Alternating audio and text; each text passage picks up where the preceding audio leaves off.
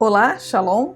Eu sou a professora Teresa Akil e neste vídeo eu quero oferecer para você uma degustação do que estudaremos na quinta aula do nosso curso As Mulheres no Ministério de Jesus.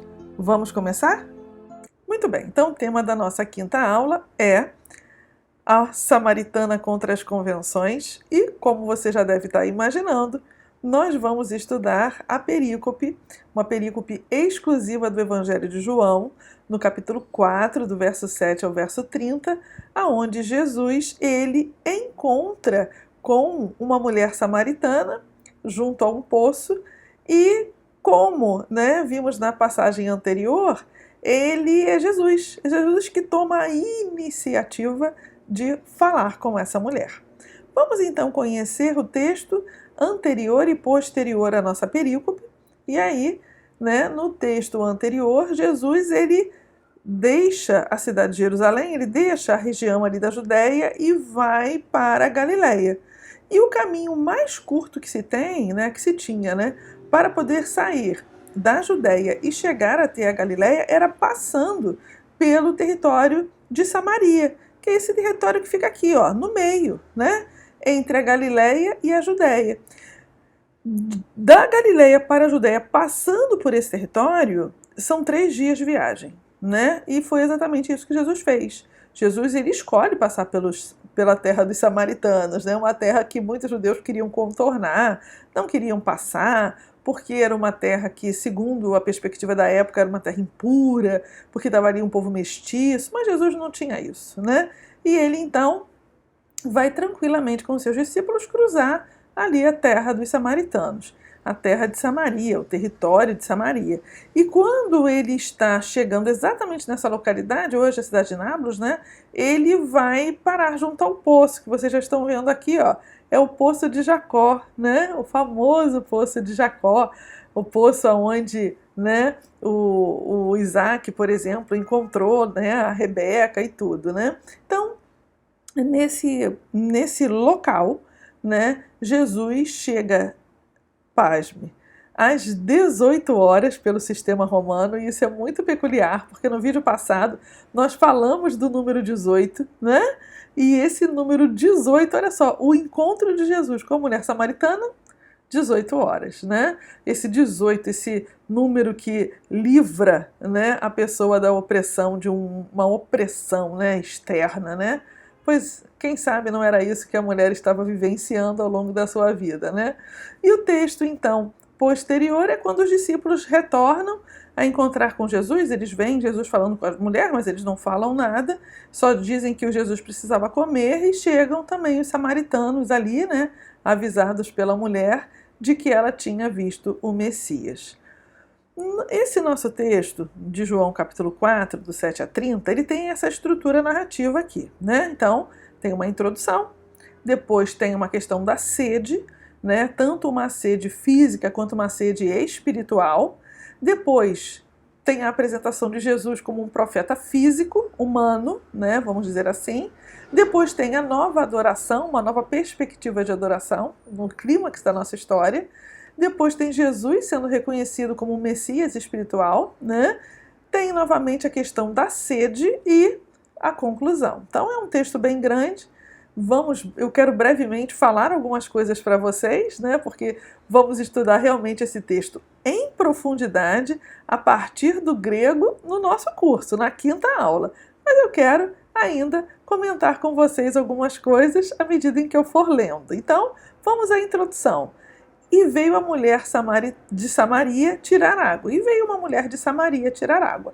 Assim como a mulher encurvada, essa também é anônima, nós não conhecemos o nome dela.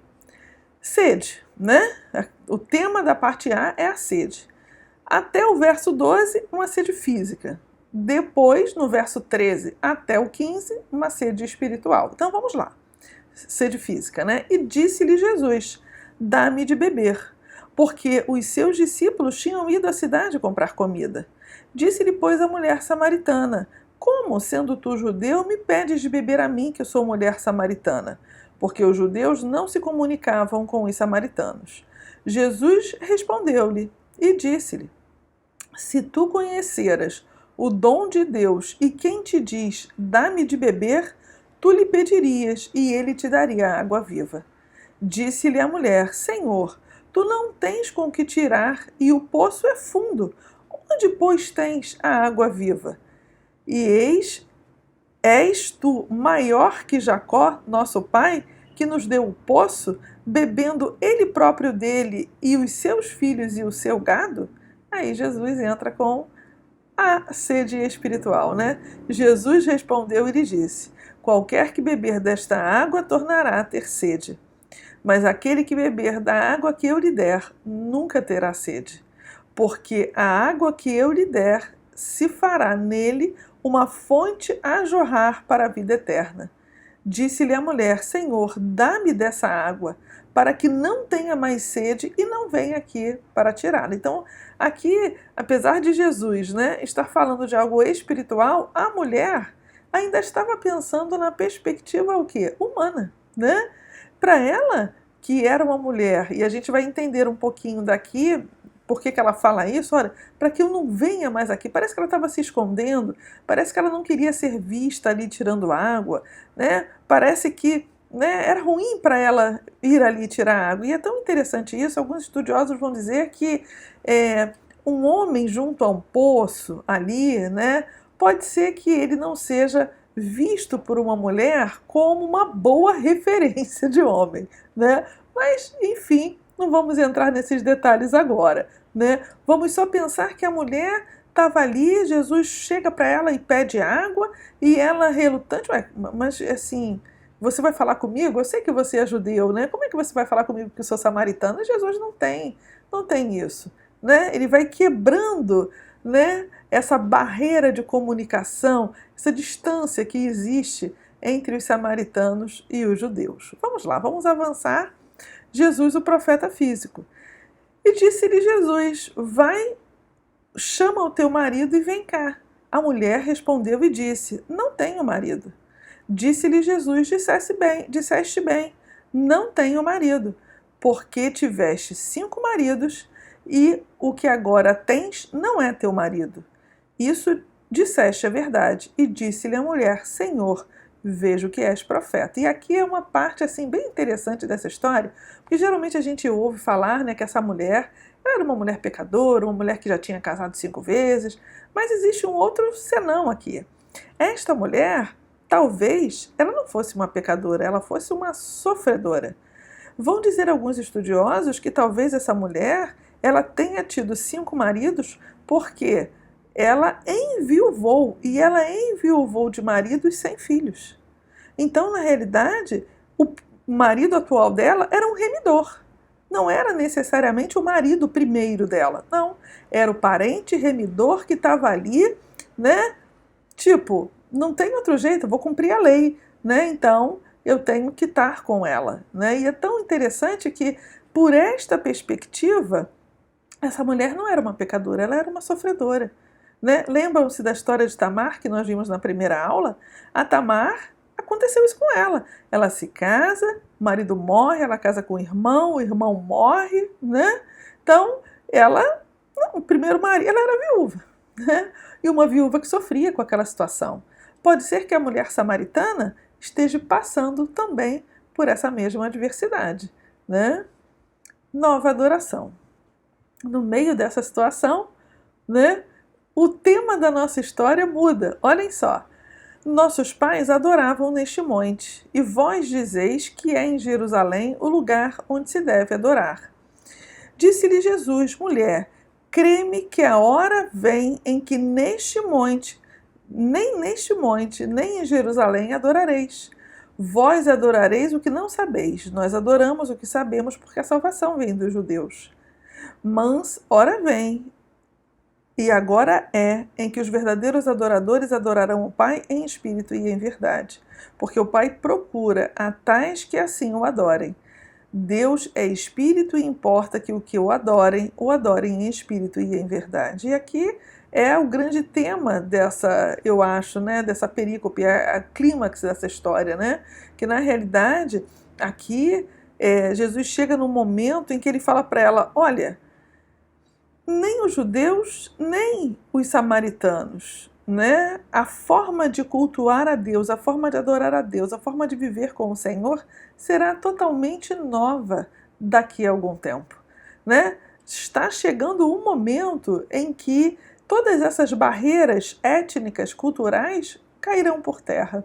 E aí, judeus e samaritanos, judeus e não judeus, eles vão adorar de uma única forma, porque Deus é espírito. E importa que os adorem, adorem em espírito e em verdade, o adorem em sinceridade, independente do local, se em Jerusalém ou se em Gerizim, né? Tudo bem, vamos ao descréscimo da nossa narrativa. A mulher lhe disse: eu sei que o Messias, que se chama Cristo, vem. Quando ele vier, nos anunciará tudo. Jesus lhe disse: eu o sou, eu que falo contigo. Então aqui Jesus se dá a conhecer a esta mulher.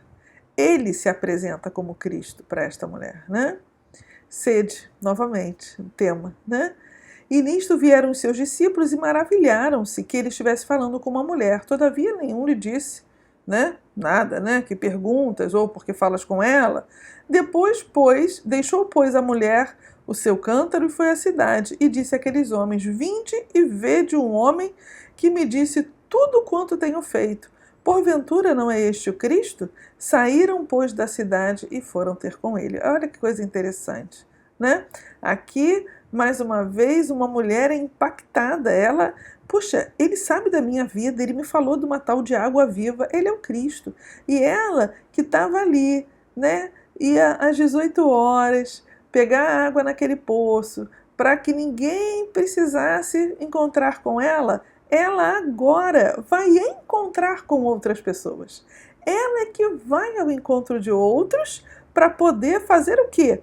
Chamá-los para reconhecer a Jesus como Cristo. É muito tremenda essa história. Estou passando só assim, bem superficialmente para vocês, né? Imagina quando nós formos olhar no grego esse texto, perceber as nuances desse texto, isso vai ser extraordinário, realmente extraordinário. Concluindo nossa degustação, né? Esse texto ensina, obviamente, muitas coisas e eu queria destacar duas nessa degustação. Primeiro, a verdadeira adoração independe de lugares, mas deve ser em espírito e em verdade e envolver uma real disposição e sinceridade. E é isso aí, né? Jesus não estava preocupado com o local. Jesus estava preocupado que a adoração fosse feita corretamente, em espírito e em verdade. Ele tinha acabado de sair de Jerusalém, ele tinha, né, teve um encontro lá com os líderes, ele sabia que aquela religião estava apodrecida, né? Então, o que Jesus queria era uma nova, realmente, religião, uma nova forma de espiritualidade, uma nova forma de encontro com o Senhor, né? Segunda coisa, o encontro com Jesus transforma o que vivia isolado em um anunciador das boas novas. E foi isso que a mulher foi. Após a mulher entender, após a mulher saber que Jesus era o Cristo, após ela testemunhar isso pelas próprias palavras dele com ela, né, pelas próprias ações dele com ela realmente se torna uma anunciadora das boas novas para aqueles que estavam ali também na cidade de Samaria, na região de Samaria, não na cidade, na região de Samaria, né? Muito bem.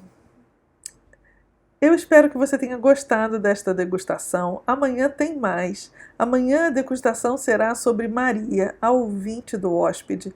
Eu tenho certeza que será tão especial quanto esta, porque também é uma passagem muito bonita, né? E eu queria te dizer então que se você quiser fazer sua inscrição no curso, basta entrar em ibcrecreio.org e fazer a sua inscrição.